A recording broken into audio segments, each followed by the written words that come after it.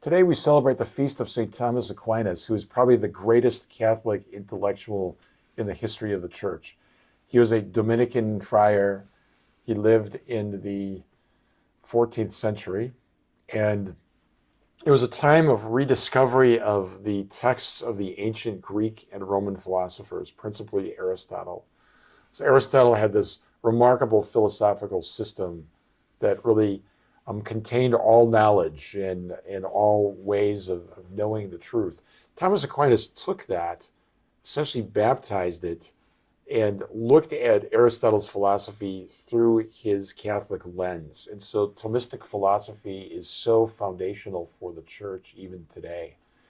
His example, the towering intellect that he put in the service of Christ, all of that leads us to say that our Catholic faith is not simply one of emotion or devotion or subjective experience, as important as those things are.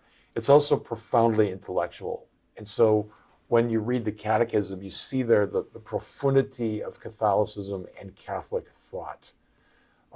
Many of our people don't really know that because they've never been exposed to it, but it's a beautiful thing to think that God speaks both to our mind and our heart, that our faith is ultimately reasonable. And when people say that religious faith is irrational or simply a myth, no, we can point to some very profound philosophical reasons why faith in God is a reasonable way to move forward.